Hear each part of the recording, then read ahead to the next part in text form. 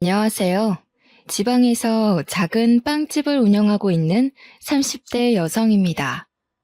작년까지만 해도 아버지와 같이 운영하던 빵집을 혼자 운영하려니 어색하다 못해 아버지가 그리울 지경이네요.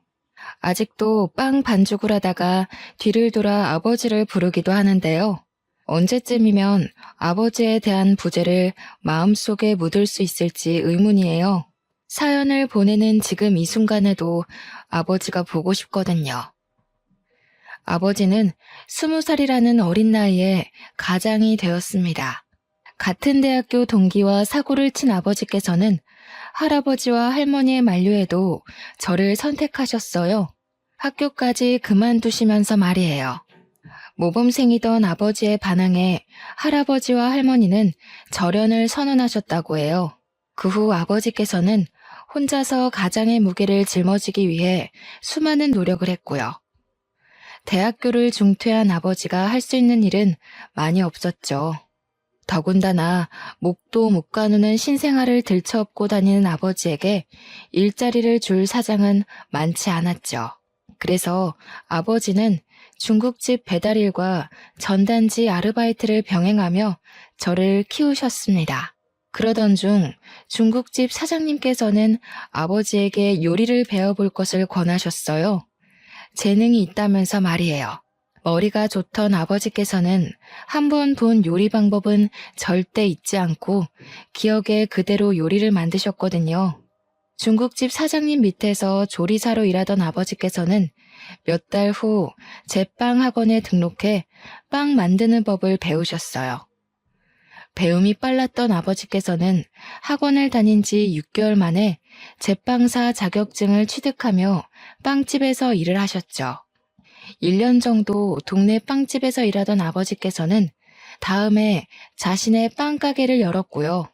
비록 어머니께서 출산 중 돌아가셔서 얼굴도 제대로 몰랐지만 아버지는 언제나 딸인 저를 1등으로 챙겨주셨기 때문에 어머니의 부재를 느낄 새가 없었어요.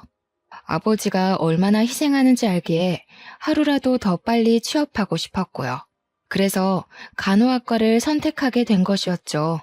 간호학과를 졸업하고 간호사가 된다면 돈도 많이 벌어 아버지의 부담을 충분히 덜어드릴 수 있을 테니까요. 다행히 성적이 좋았기 때문에 무리 없이 간호학과에 입학할 수 있었어요. 대학교에 입학한 후 앞으로의 인생에 꽃길만 펼쳐질 거라고 생각했죠. 하지만 큰 오산이었네요. 대학교를 졸업하고 대학병원에 취업하자마자 눈앞에 들이닥친 것은 고액의 연봉도 간호사라는 자랑스러운 타이틀도 아닌 선배들의 집단 따돌림과 뒷담화였습니다.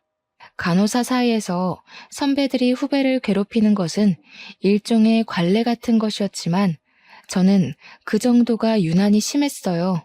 제일 고참이던 선배에게 집중적으로 괴롭힘을 당했거든요.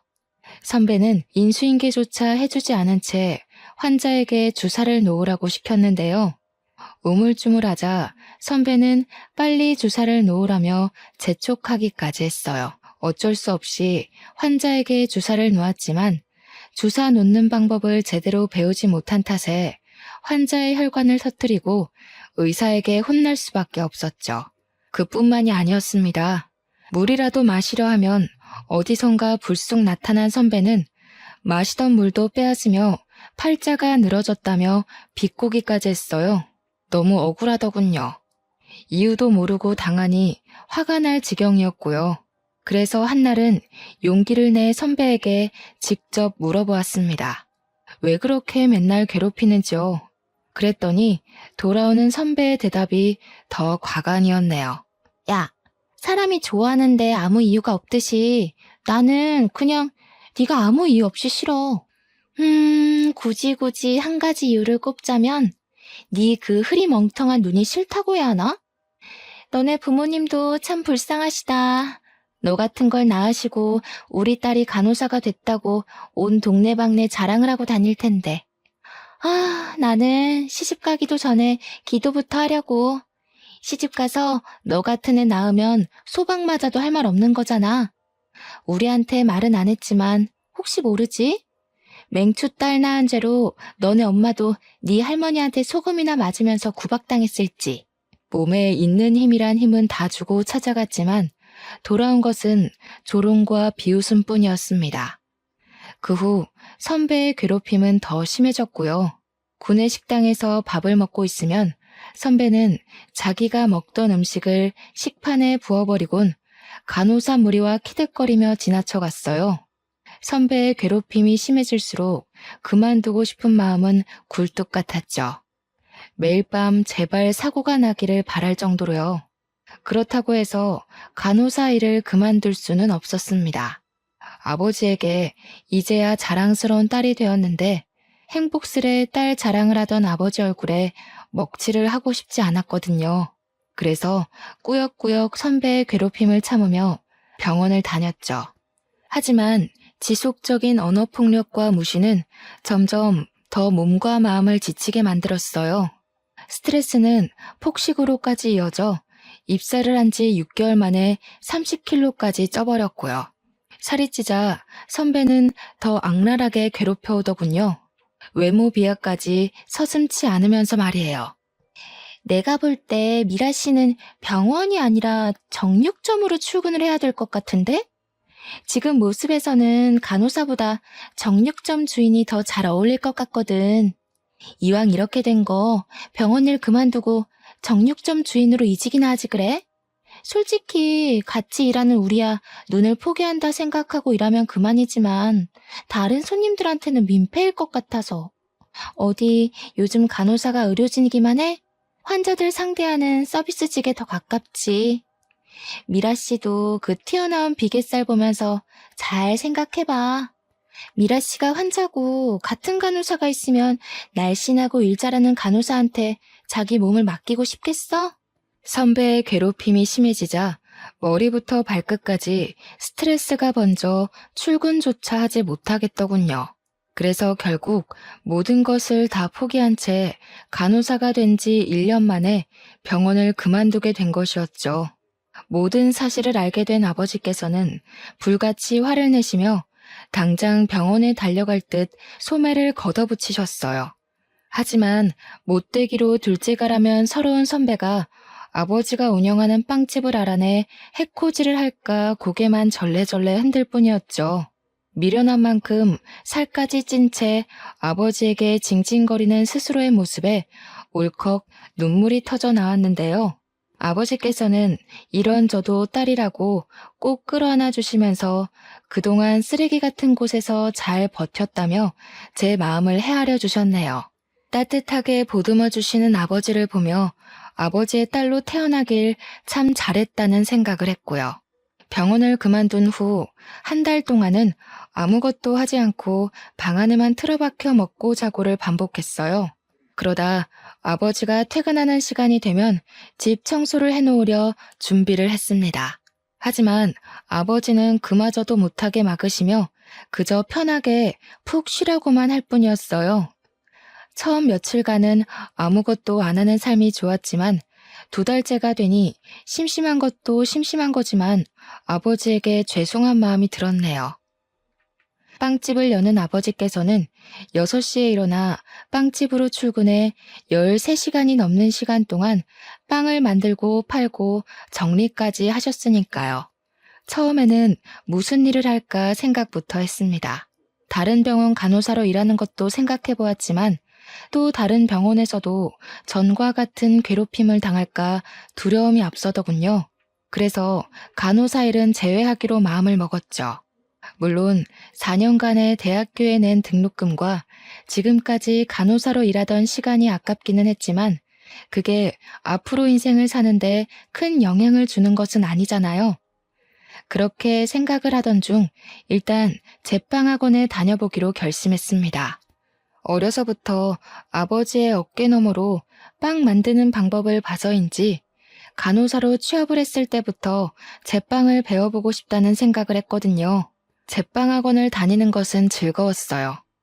열심히 모양을 잡은 반죽이 따끈한 빵이 되는 것을 보는 것도, 새로운 빵을 만드는 방법을 배우는 것도 신기했어요. 제빵 자격증을 취득한 뒤로는 아버지에게 빵집에서 같이 일하게 해달라며 조르다시피 부탁을 드렸죠. 마침 카운터 직원이 그만두는 바람에 사람이 필요했던 아버지께서는 흔쾌히 허락하셨고요. 아버지의 노련한 솜씨와 젊은 사람의 취향을 잘 아는 제가 합쳐지자 빵집은 예전보다 2배 더 장사가 잘 되더군요. 손님이 북적일수록 카운터의 문이 닫히지 않을 정도로 돈은 넘쳐났죠.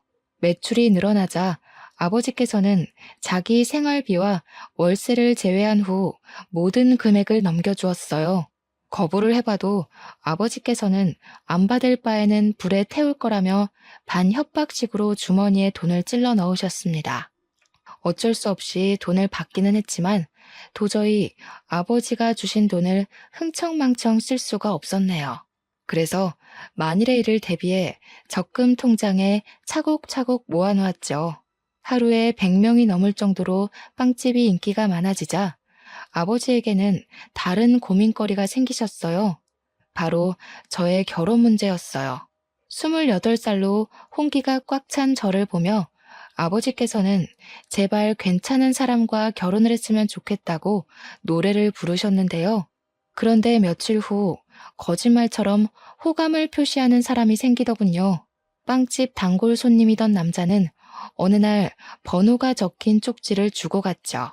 바로 위층 학원에서 고등학교 영어 강사로 일하고 있는 남자는 통통하고 귀여운 제가 마음에 든다며 용기를 냈다고 했어요.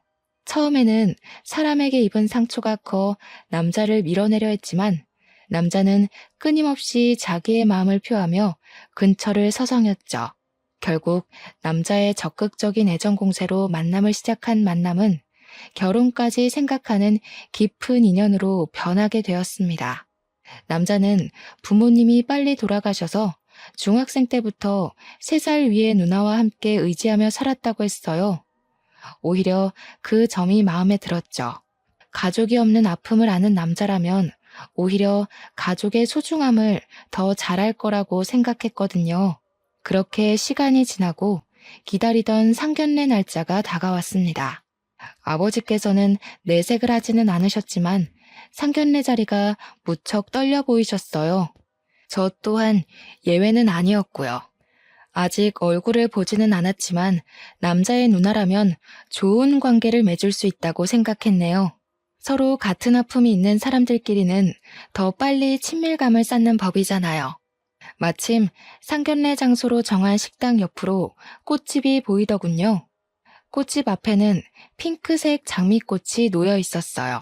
그 꽃은 꼭 앞으로 시작될 앞날을 축복해주는 기분이 들었고요.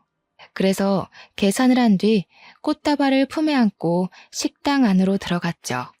은은하게 퍼지는 장미 향기를 맡으며 앞으로의 앞날이 봄날이 펼쳐질 거라고 확신했습니다.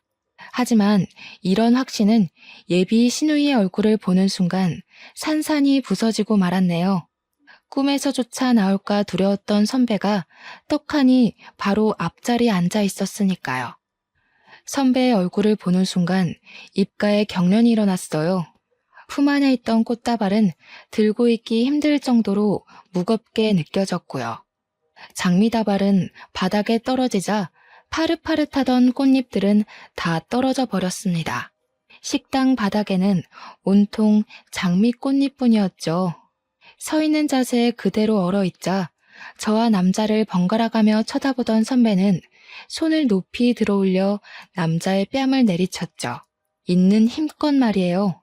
야, 너는 주변에 만날 여자가 그렇게 없냐? 내가 평범한 애면 말을 하네. 하필 골라와도 저런 돼지 같은 애를. 최소한 사람 같은 애를 데리고 왔어야지. 이건 뭐 도살장에 끌려가는 돼지를 데리고 온 것도 아니고 차라리 이럴 거면 결혼을 하지 말고 학원이고 뭐고 다 때려치우고 시골에서 돼지 농장이나 열어. 신부감을 왜 구해? 농장 암돼지 중에 아무나 하고 결혼하면 되지. 뭐? 돼지 농장? 부모 없이 열심히 살았다고 해서 좋게 봐주려고 했더니 자네가 말한 부모 없이 열심히 살았다는 게 남의 집 귀한 자식들 비아냥거리면서 부모들 생사를 다 깎아버린 걸 말하는 건가? 내가 아무리 우리 딸 시집 보내고 싶다고 해도 이건 아니지. 어른 있는 데서 버르장머리 없이 동생한테 손 찍어 마는 꼴을 보면 우리 딸한테 어떻게 대할지 안 봐도 뻔하지. 자네 누나가 돼지 같다고 한 내 딸, 나한테는 눈에 넣어도 아프지 않을 귀한 자식이니 이번 결혼은 없던 일로 하겠네. 아버지께서는 손까지 떠시며 분노하셨습니다. 선배가 막대 먹은 것은 알았지만 어른 앞에서까지 이럴 줄은 몰랐죠. 아버지께서는 선배에게 따끔한 혼을 내셨지만 선배는 콧방귀를 끼며 들은 채도 안 했고요. 저 비계덩어리를 눈에 넣으신다고요? 그러다가 실명하실 텐데. 저도 아저씨 딸처럼 뚱뚱하고 굼뜬 옳게 생길까봐 걱정했는데 잘 됐네요. 둘이 결혼한다고 했으면 제가 어떻게 해서라도 이혼시키려고 했는데 제가 또 사람 피말리는 건 전문이거든요. 아저씨도 자꾸 딸 예쁘다고 감싸지만 마시고 따끔하게 혼도 내고 그러세요. 음식도 작작 먹이고요. 접시도 뜯어먹게 생긴 여자를 누가 좋아하겠어요? 소박이나 안 맞으면 다행이지. 딸 밥해 먹일 때도 고생이시겠네요. 사람만 한 수트로 밥을 지어야 하니. 그래도 아저씨 집은 좋겠네요. 바로 옆에 음식 처리기가 떡하니 버티고 서 있잖아요. 아, 그것보다는 밥값이 더 많이 들려나? 누나, 도대체 언제까지 이럴 거야? 누나 때문에 도망간 애들이 한둘인 줄 알아? 이럴 거면 상견례 자리는 왜 따라오겠다고 한 거야?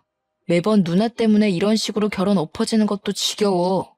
차라리 계속 깽판을 치고 싶은 거면 누나야말로 상견례 자리에서 이러지 말고 차라리 개싸움하는 데를 가라고.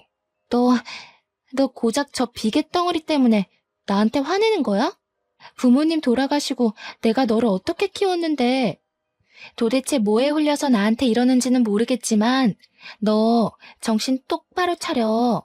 와이프는 얼마든지 바꿀 수 있어도 피나는 형제끼리는 죽을 때까지 같이 가는 법이야. 막말로 전현이 바람이라도 피우고 나면 너 어쩔 건데? 저 아저씨가 네 편 들어줄 것 같아? 이 세상에 네 편 들어줄 사람 나밖에 없을걸? 이 세상에 내 편 들어줄 사람이 누나밖에 없는 게 아니라 이 세상에 나를 제일 괴롭히는 사람이야. 이 결혼 깨지면 다시는 누나 안 볼 테니까 그런 줄 알아. 상견례가 끝난 후 남자는 매일같이 저희 집 앞을 찾아왔어요. 누나의 잘못까지 자신이 빈다면서요. 하지만 아버지는 단호하게 남자를 밀어내셨죠. 언제나 다정하시던 아버지의 환한 모습에 당황하기도 했습니다. 이만하면 봐줄만도 한데 아버지께서는 절대 물러나지 않으셨거든요. 하지만 한편으로는 이런 아버지가 있다는 것이 고맙기도 했네요. 아버지가 아니었다면 바보 같은 저는 얼렁뚱땅 남자의 사과에 넘어가 빚지는 결혼을 했을 테니까요. 아버지가 계속해서 강한 태도로 나오자 급기야는 선배까지 집 앞으로 찾아오더군요. 선배는 자신이 경솔했다며 제발 이 결혼만은 진행해달라고 했습니다. 선배의 사과를 받은 후에야 아버지는 결혼을 허락하셨고요.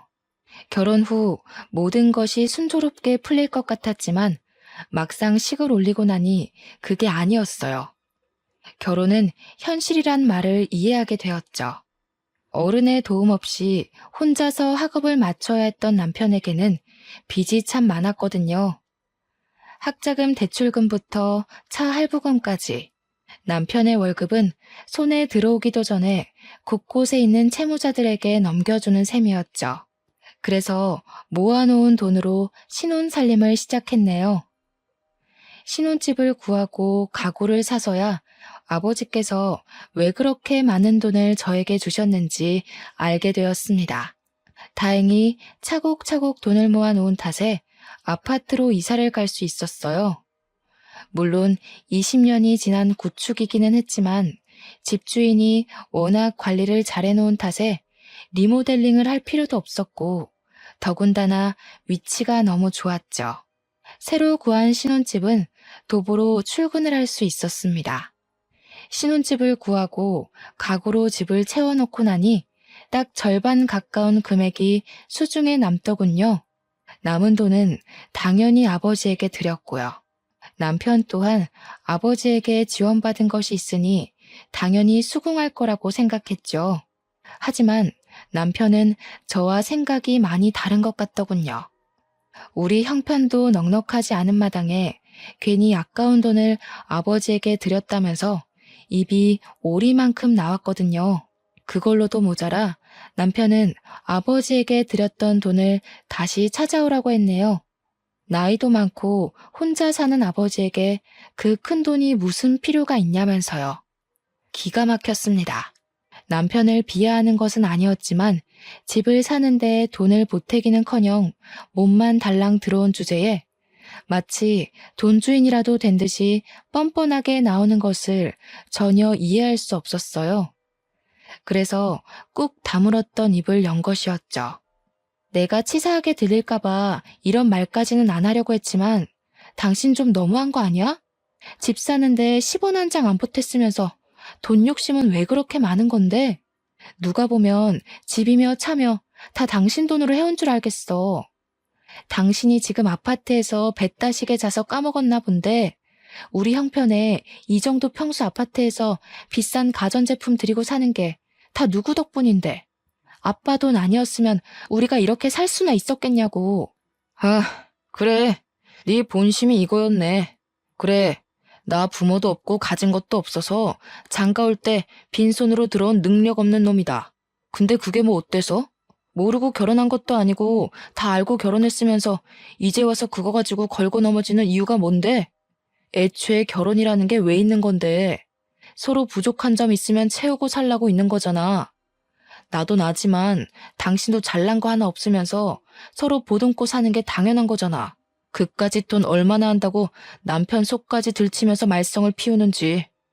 우리 사정 뻔히 알면서 장인어른도 그러시는 거 아니야. 빵 반죽만 주무르는 사람이 그 많은 돈 쓸 데가 어디 있다고. 내가 부모였으면 형편 어려운 딸내 부부한테 줬을 거라고. 늙으면 욕심만 많아진다고 하더니 장인어른이 딱 그 꼴이잖아. 당신, 우리 아빠한테 어떻게 그런 말을 할 수가 있어. 우리 아빠 표현은 안 하지만 당신 엄청 아끼셨어. 그리고 돈 필요할 때마다 우리 아빠한테 몰래 가서 용돈 달라고 손 내밀었던 거 내가 몰라서 가만히 있었는지 알아? 당신이 우리 아빠한테 가져간 돈만 다 합쳐도 돈 1,000만 원은 나와. 근데 뭐? 우리 아빠가 늙어서 욕심만 많아? 나는 무슨 일이 있어도 그 돈 다시 못 가져오니까 그렇게 돈이 가지고 싶으면 당신이 직접 대리운전을 하던 편의점 아르바이트를 하던 일하면서 벌어.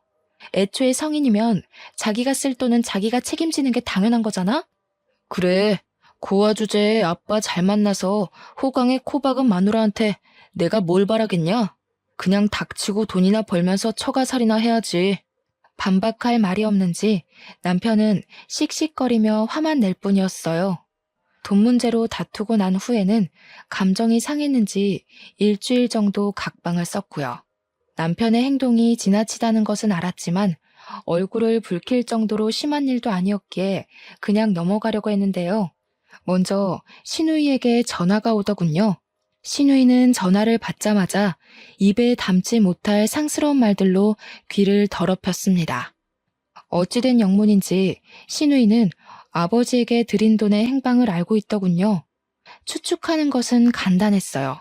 입이 50원짜리 동전보다 싼 남편이 그 사이를 못 참고 신우이에게 돈 때문에 싸운 것을 일러바친 것이었죠. 신우이는 세상이 아무리 좋아졌지만 어디 남편에게 바락바락 언성을 높이냐면서 혼을 내기 시작했습니다. 병원에서 저를 괴롭힐 때처럼 말이에요. 하지만 그때처럼 가만히 당하고만 있지는 않았네요. 형님이 이렇게까지 저희 부부 지갑 사정을 생각해 주시는 줄 몰랐네요. 이럴 줄 알았으면 형님한테 명품백이 아니라 그냥 결혼식 기념 뷔페 이용권이나 드리는 건데 제가 생각을 잘못했네요. 그럼 말 나온 김에 제가 형님한테 사드린 명품백 먼저 다시 돌려주시겠어요? 그 가방 판돈이면 저희 아버지 드린 돈만큼은 못하더라도 우리 그이 차 할부금 갚을 돈은 될 것 같은데요. 아시다시피 저희 아버지는 연세가 있으시잖아요. 나이 들어서 아픈 게 제일 서럽다는데 그래도 돈은 있어야죠. 가방은 저희 집 주소로 보내주시면 돼요. 가방 이야기를 꺼내자 신우이는 언제 떠들었냐는 듯이 가만히 있었습니다. 남의 돈으로 생색은 내고 싶지만 자기가 가진 걸 포기하면서까지 남편을 돕고 싶지는 않았던 것이죠. 이번 일로 잘 마무리되면 좋았겠지만 남편과 시누이는 여러 번 사건 사고를 일으키며 머리를 아프게 했어요. 사치가 심한 시누이는 언제나 생활고에 시달렸습니다. 월급을 받는 족족 미친 듯이 카드를 긁던 시누이는 부업을 시작한다고 했고요. 시누이가 선택한 부업은 보험이었어요. 보험 영업을 뛰는 친구를 따라 시작한 것이었죠. 시누이가 살가운 척을 한 것도 보험을 시작한 후부터였습니다. 빵집 근처에는 코빼기도 안 비치던 시누이는 병원 일이 끝나면 빵집으로 달려와 보험을 들라며 아버지와 저를 꼬시려고 했죠. 필요한 보험이라면 들어줄 법도 했지만 시누이는 50만 원이나 되는 종신보험을 가입하라며 서류를 내밀었어요. 터무니없는 가격에 놀라 손사래를 칠 때면 시누이는 다 피가 되고 살이 되는 보험이라며 들라고 강요를 했습니다. 참다 못한 아버지께서 호통을 치자 시누이는 그제서야 보험 서류를 가방에 집어넣었고요. 그 후 시누이는 저희 가족에게 보험을 들라는 강요를 하지 않았어요. 시누이가 드디어 정신을 차렸다고 생각했죠. 하지만 그 생각은 오래가지 못했네요. 우연히 확인한 남편의 통장에서는 꾸준히 50만 원이 빠져나가고 있었거든요. 남편에게 50만 원의 행방을 묻자 처음에는 노트북을 사서 그런 거라며 변명을 했어요. 하지만 계속 추궁하자 시누이에게 종신보험을 들어주었다고 실토를 했죠. 남편이 시누이에게서 말도 안 되는 보험을 들어준 것도 화가 났지만 제일 어이가 없었던 것은 시누이였습니다. 자신의 사치를 하기 위해 하나밖에 없는 남동생에게 말도 안 되는 보험을 팔아먹다니요. 남편의 벌이가 좋았다면 그런가 보다 하고 넘어갔을 수도 있지만 한 달에 300 남짓 버는 사람에게 50만 원은 너무 큰 돈인 거잖아요. 더군다나 학자금 대출과 차 할부금까지 있는 것을 뻔히 알면서 보험을 들라고 강요하다뇨. 당장 보험을 해지하라 말했지만 남편은 요즘 시누이의 사정이 넉넉지 않아 자신이 해지하면 큰일이라고 하더군요. 큰일 나겠지. 백화점에서 룰루랄라 돈 쓸 생각에 신나 있었는데 당신이 보험 해지라도 해봐. 돈 물어주느라 백화점 쇼핑은커녕 밀려있는 카드값도 못 낼 텐데. 형님도 진짜 너무해.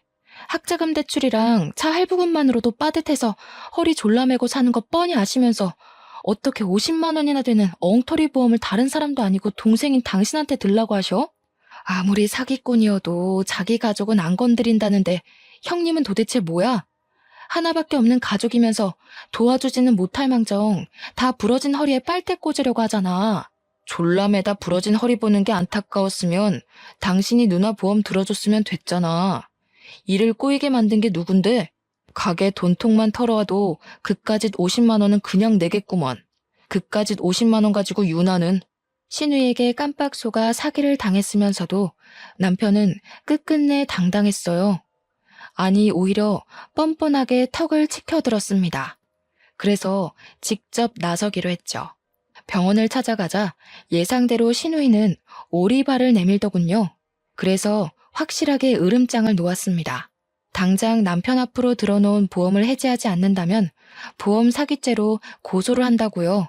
협박을 하고 싶지는 않았지만 말귀를 못 알아듣는 시누이에게는 이 방법뿐이었어요. 역시 고소를 한다는 소리에 시누이는 금세 꼬리를 내렸고요.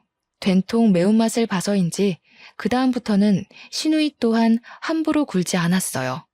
시누이와는 여전히 껄끄러운 관계이기는 했지만 그래도 얼굴을 붉히지 않을 정도의 거리를 유지하는 것만으로도 다행인 거잖아요. 남편 또한 보험 사건 이후 반성을 했기에 부부관계 또한 더할 나위 없이 좋았는데요. 단 한 가지 문제가 있다면 아이가 생기지 않는다는 것이었습니다.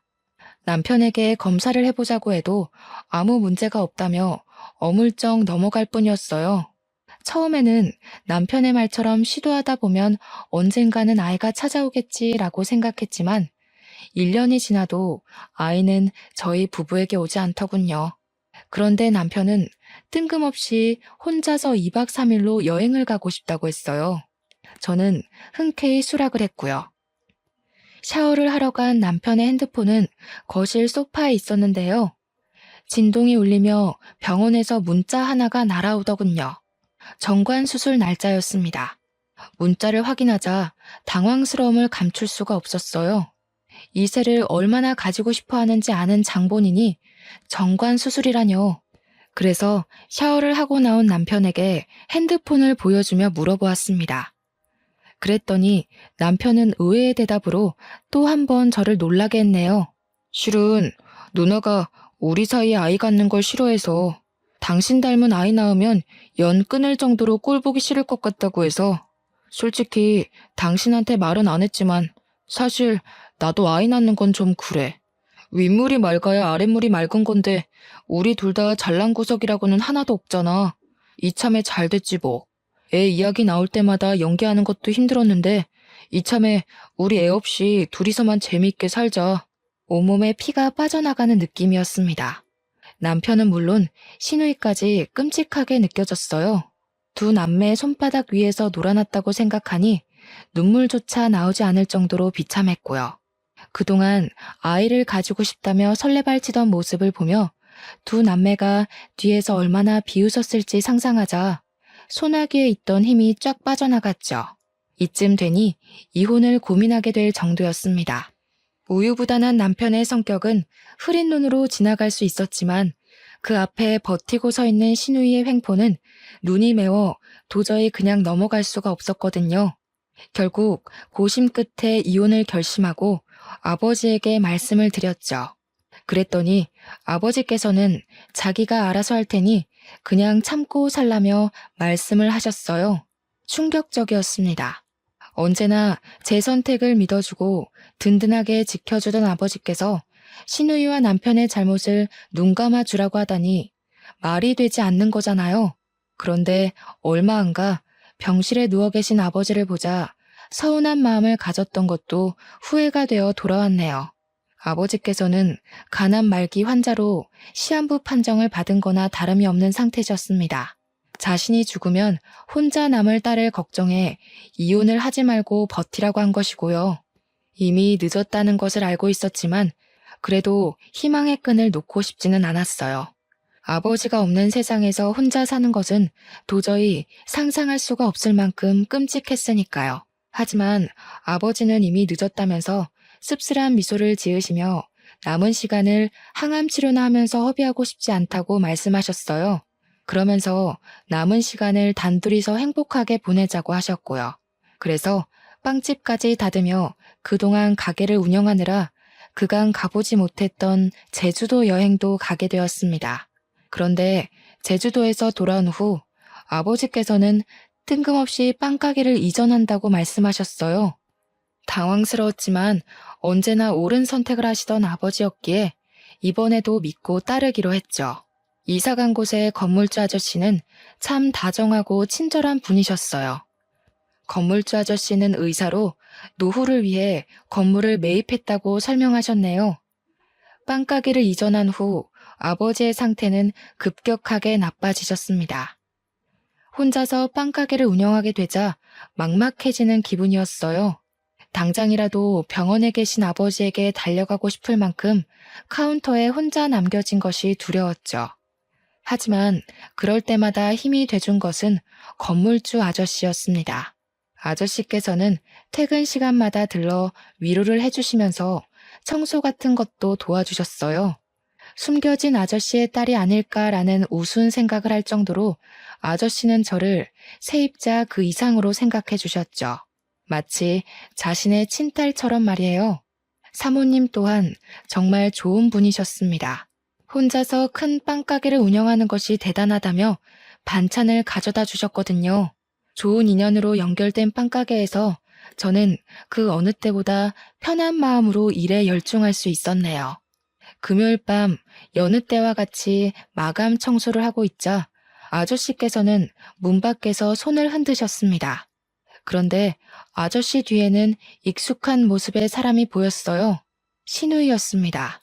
시누이는 아저씨를 보더니 깜짝 놀라며 냉큼 인사부터 했어요. 버릇없고 아나무인인 시누이가 모르는 사람에게 인사부터 하다니 당황스러웠죠. 하지만 이야기를 나눠보니 신우이가 아저씨에게 인사를 한 이유를 알겠더군요. 건물주 아저씨는 신우이가 일하는 병원의 새로운 의사셨거든요. 올케는 정말 제 친자매랑 다를 게 없어요. 저희 올케한테 이런 은혜를 베풀어 주시다니 몸둘 바를 모르겠네요. 사돈어른께서도 올케가 이렇게 잘 지내는 모습 보면 편안하게 눈 감으실 수 있을 것 같아요.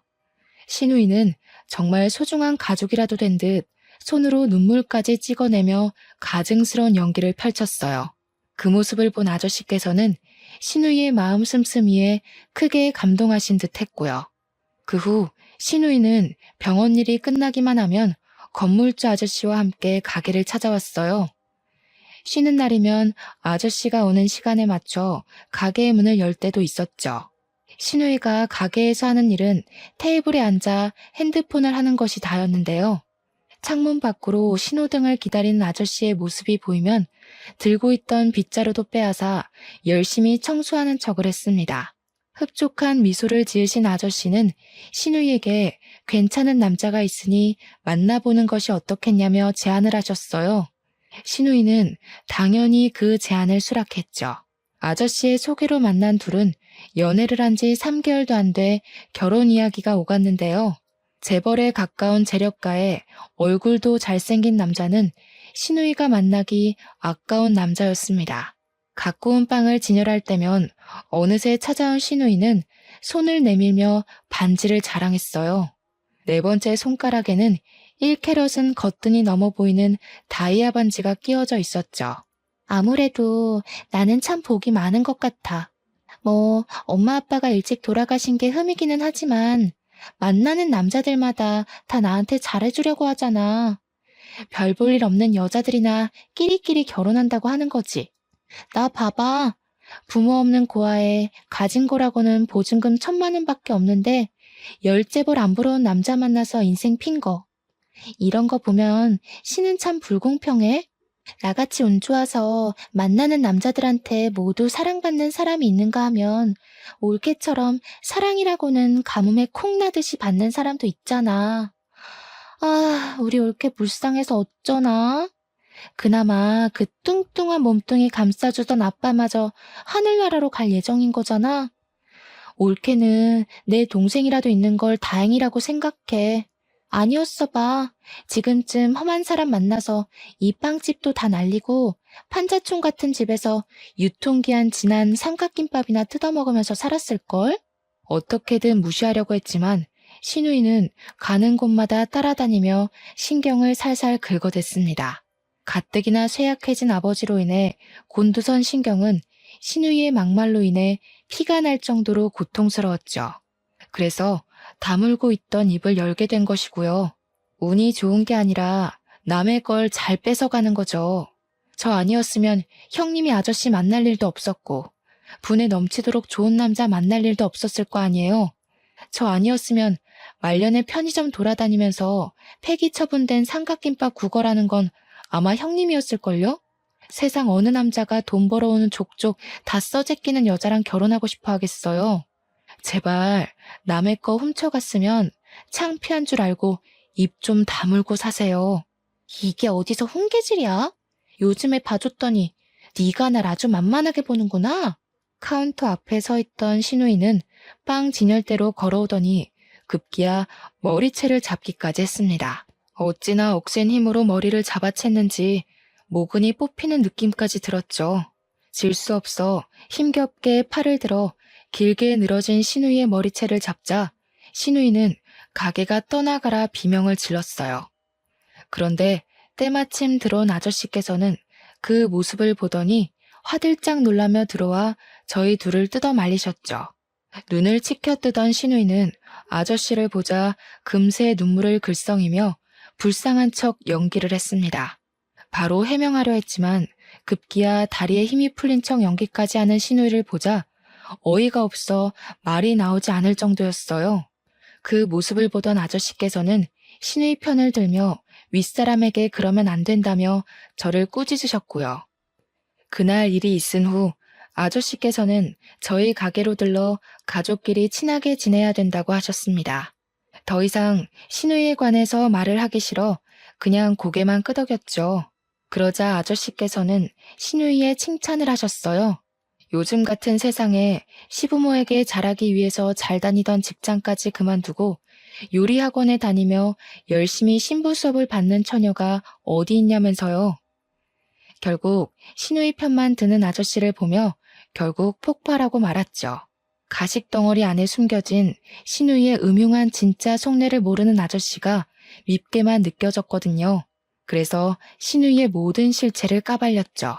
하지만 아저씨께서는 단지 신우이에 대한 질투 정도로 넘기며 신우이와 사이좋게 지내라는 말만 할 뿐이었어요.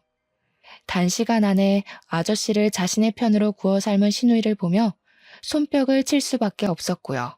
그래서 집에 더 빨리 들어갔습니다. 신우이의 실체를 아는 아버지라면 무조건 편을 들어주실 게 분명했거든요. 집에 문을 열고 깜짝 놀랄 수밖에 없었네요.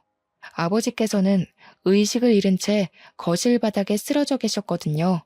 한 손에는 아버지가 좋아하시던 닭발이 들려 있었습니다. 그게 어찌나 마음이 아프던지 저는 황급히 아저씨에게 전화해 아버지를 병원으로 옮겼지만 끝내 아버지께서는 눈을 뜨지 못한 채 세상을 떠나셨어요. 중요한 수술이 잡혀 있다던 아저씨께서는 장례식장까지 잡아주시며 최선을 다해 도와주셨습니다. 그저 고마울 뿐이었죠. 아저씨가 나가고 넓은 장례식장 안에 혼자 있자 쓸쓸함과 서러움이 한꺼번에 밀려오더군요. 그래서 남편에게 황급히 전화를 건 것이고요. 허우대뿐인 남편이라고 해도 지금은 그 허우대라도 필요했거든요. 하지만 남편은 몇 통의 전화를 해도 받질 않았습니다. 결국 혼자서 텅 빈 장례식장을 지켜야 했죠. 불행 중 다행인 것이 있다면 장례식장에 온 사람이 손에 꼽을 만큼 적다는 것이었어요. 장례식에 온 사람들을 맞을 때면 내가 왜 이곳에 있는지 까먹을 정도로 아버지의 죽음은 멀게만 느껴졌는데요. 아버지의 영정사진을 마주할 때면 아버지의 죽음이 코앞으로 다가와 숨통을 조여오더군요. 숨 쉬는 것도 버거운 고통에 눈물조차 흐르지 않았습니다. 가슴을 두드리며 힘겨워하고 있을 때 진한 술 냄새가 느껴졌어요. 주인은 바로 신우이였죠. 술에 거하게 취한 신우이의 한 손에는 초록색 병이 들려 있었죠. 신우이는 오자마자 바닥에 누워 꼬부라진 혀를 놀리기 시작했습니다. 누굴 닮아 사교성이 없나 했더니 다 지아비를 닮아서 그런 거였어. 그런 게 아니면 장례식장에 개미 한 마리 없는 게 말이 되겠냐고. 이게 다 인생을 잘못 살았다는 증거지. 오지도 않는 사람 기다리면서 시간 낭비, 돈 낭비할 바에는 그냥 밖에서 돗자리 하나 깔고 앞에 사진이나 놓는 게 훨씬 낫지 않나? 나 같으면 창피해서라도 빨리 발이 나고 집에 갈 텐데. 올케는 참 낯짝도 두꺼워. 원래 피부 껍데기가 두꺼워서 그런 건가? 형님, 아무리 제가 밉다고 해도 그렇지 어떻게 저희 아버지 마지막 가시는 길까지 따라와서 행패를 부릴 수가 있으세요? 제가 형님한테 뭘 그렇게 잘못했길래 저희 아버지 장례식장까지 따라 들어와서 괴롭히는 거예요? 간호사 때부터 지금까지 아무 이유도 없이 사람 피 말리는 거 지겹지도 않으세요? 누가 먼저 시작한 건데 애초부터 난 너네 부녀 마음에 들지도 않았어. 그러면서 신우이는 꽁꽁 감춰뒀던 이유를 말하기 시작했습니다. 아버지께서는 제가 야간 근무를 할 때면 손수 도시락을 만들어 가져다 주셨는데요. 아버지가 싸다 주신 도시락을 먹는 모습을 볼 때면 자신은 느껴보지도 못한 부모의 사랑을 과시하는 것 같아 꼴배기가 싫었다고 하더군요. 정말 황당했어요. 고작 그런 사소한 이유로 지금까지 아무 죄 없는 사람을 괴롭히다니 이해할 수도 없었고요. 이제 끔찍하게 예뻐해주던 아빠도 없으니 앞으로 우리 돼지 신우이는 누가 돌봐주려나? 원래 주인 없는 가축은 다른 사람한테 팔리기 마련인데 가진 거라고는 배에 낀 기름밖에 없으니 어떡하려나? 혹여라도 내 동생이 평생 너 같은 돼지 돌봐줄 거라고 생각하지는 말고 내 동생은 이미 너보다 훨씬 예쁘고 능력 좋은 애 물어서 새 출발하려고 준비 중이거든. 아마 지금도 그 애랑 같이 있을걸? 그러니까 너는 가만히 있다가 칼 들고 찾아온 미친놈한테 썰려 먹힐 준비만 하고 있어. 그게 최선이니까. 감히 내 딸한테 그게 무슨 막말이야? 신우이의 조롱을 당하고 있을 때였습니다. 뒤에서 아저씨의 호통 소리가 쩌렁쩌렁하게 울려 퍼졌죠. 깜짝 놀라 뒤를 돌아보자 아저씨는 붉어진 얼굴로 신우이를 노려보고 있었어요. 성난 아저씨의 얼굴을 본 신우이는 술에 확 깬 듯 보였습니다. 누워있던 자리에서 냉큼 일어난 신우이는 자기가 술김에 나쁜 버릇을 잡아주려 따끔하게 혼을 낸 것이라며 되도 안 되는 변명을 늘어놓았어요. 그동안 우리 딸 잘 봐달라고 분에 넘치는 선짜리도 억지로 주선해서 끼워 맞춰줬더니 어디 감히 시차짓을 하고 있어? 딸이라뇨? 그게 무슨 말씀이신지. 아저씨 입에서 나온 딸이라는 말에 저와 신우이 모두 당황할 수밖에 없었어요. 아무 말도 못하고 입만 뻐끔거리고 있자 뒤이어 들어온 사모님은 눈물을 훔치며 제 어깨를 꼭 끌어안아 주셨고요. 이제야 나타나서 미안하다. 우리 딸. 사모님 입에서 나온 딸이라는 말은 귀에 착 달라붙어 왔죠. 그리고 본능적으로 알 수 있었습니다. 사모님이 돌아가신 줄로만 알았던 어머니였다는 걸요. 부잣집 외동딸이었던 어머니의 임신 소식에 외가댁에서는 골머리를 앓으셨다고 해요. 그럴 수밖에 없었어요. 어머니와 어울리지 않게 아버지께서는 가난한 농부의 자식이었거든요. 그래서 어머니 또한 저를 지우려고 한 것이고요. 하지만 아버지께서는 무릎까지 꿇으시며 쥐죽은 듯이 아이를 키우면서 살 테니 제발 낳아만 달라고 애원을 하셨습니다. 어머니께서는 약속을 지키셨죠. 그 후 어머니는 자신의 존재를 비밀로 붙인 채 매달 생활비를 보태주면서 살아왔다고 해요. 그러던 중 시한부 판정을 받은 아버지의 전화에 모습을 드러내신 거고요. 이미 건물주 아저씨와 결혼을 한 어머니께서는 저의 존재를 그때 털어놓으셨습니다. 자식이 없던 아저씨께서는 어머니의 숨겨진 부분까지 안아주셨어요. 모든 것을 알게 되자 왈칵 눈물이 터져 나오더군요. 지금까지 아버지를 제외한 누구에게도 사랑받지 못하는 삶을 살았다고 생각했었는데 보이지 않는 곳에서 많은 이들의 사랑을 받은 것이잖아요. 그리고 아버지가 남겨주신 사랑의 덩어리가 너무 커 어떻게 해야 할지를 몰랐습니다. 어머니께서는 아버지의 영정사진 앞에 목 놓아 우는 것을 지켜보시며 등을 토닥여 주셨어요. 반대로 그 옆에 서 있던 신우이는 산 송장처럼 퍼렇게 질린 얼굴로 손을 덜덜 떨었죠. 신우 자리에서 우리 딸한테 어떻게 대했는지 잘 알았으니 보고 느끼고 들은 그대로 남편 될 사람한테 알려줘야지. 저도 알고 보면 참 불쌍하게 살았어요. 올케는 아버지 사랑이라도 받았지만 저는 부모님이 일찍 돌아가신 탓에 사랑은커녕 얼굴도 제대로 모르고 컸는데 제발 불쌍하게 생각해서라도 시댁에 알리지만 말아주세요. 저 이 결혼 잘못되면 살 자신이 없어서 그래요. 이번만 두 눈 감고 넘어가 주시면 앞으로 올케 근처에는 얼씬거리지도 않고 쥐 죽은 듯이 살게요. 그러니까 제발 한 번만 봐주세요. 신우이는 고개까지 조아리며 두 손이 발이 되도록 빌었지만 아저씨의 태도는 완고했어요. 오히려 그런 행동이 독이 된 듯 보이기도 했죠. 사람이 어렵고 힘든 걸 알았으면 더 잘해주려고 했어야지. 나는 더 이상 소중한 우리 딸 가축 취급하던 인간이랑은 얼굴 맞대고 이야기하고 싶지 않으니 당장 돌아가게. 지금이야 그동안의 정을 생각해서 시댁에 알리는 것만으로 끝나지만 한 번만 더 우리 딸한테 그 가짜는 혀 놀렸다가는 병원 근처에도 얼씬 못하게 할 테니까 그런 줄 알고. 이건 말도 안 돼. 내가 저 돼지 새끼보다 못한 게 뭔데 이런 대우를 받아야 되는 거냐고. 아저씨는 사람들을 시켜 신우이를 장례식장 밖으로 끌어내려고 했는데요. 신우이는 마지막 발악이라도 하는 듯이 바닥에 손톱을 박아 넣으며 안간힘을 쓰고 장례식장 밖으로 나가지 않기 위해 버티더군요. 하지만 신우이의 처절한 버팀도 경찰이 오면서 끝이 났어요. 아버지의 장례식이 끝난 후 아직도 정신을 차리지 못한 신우이는 버젓이 문을 열고 빵가게 안으로 들어왔습니다. 꼴이 말이 아닐 정도로 초췌해진 신우이는 대뜸 핸드폰부터 내밀었어요. 너 때문에 결혼식장 들어가기도 전에 파혼하게 생겼으니까 우리 남편한테 전화해서 지금까지 아저씨 한 말 다 거짓말이었다고 말해. 물론 네 입장에서는 내가 미울 수도 있겠지만 그래도 내가 망가지는 꼴을 보고 싶은 건 아닐 거 아니야. 네가 우리 동생이랑 이혼할 것도 아니고 만약 너 때문에 갈 곳도 없는 내가 파혼당하면 오히려 불편한 건 너라고. 생각해봐. 맨날 한 집에서 얼굴 부딪히면서 살아야 할 텐데 그게 어디 말처럼 쉬운 일이야? 그러니까 괜히 서로 얼굴 붉힐 일 만들지 말고 빨리 전화해서 다 거짓말이었다고 말해.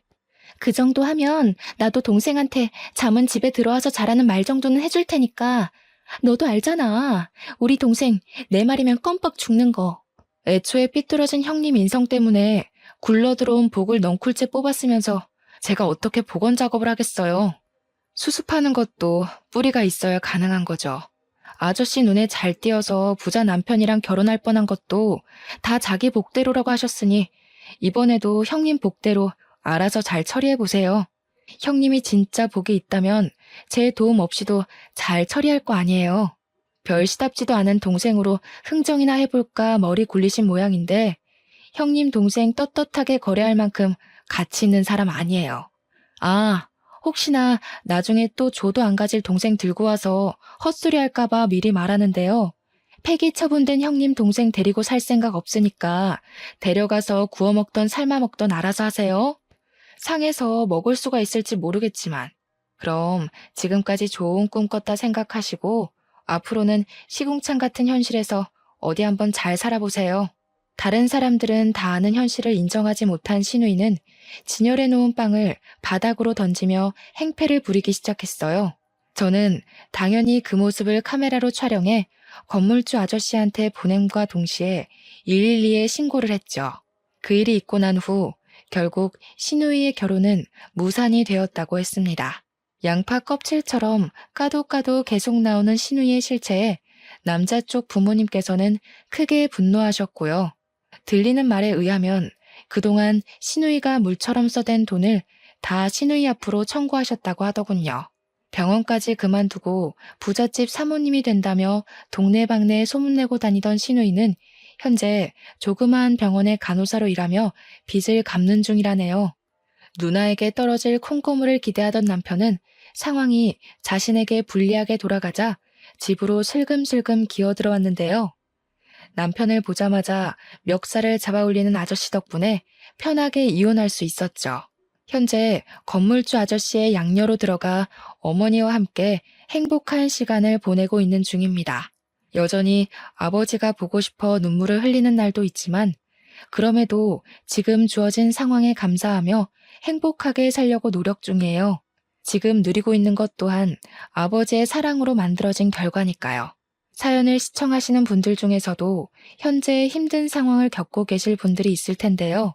그럴 때면 나를 제일 사랑해주던 사람을 떠올리며 힘을 내시길 바랍니다. 모쪼록 시청해주신 여러분도 행복하시길 빌며 사연 마무리하겠습니다.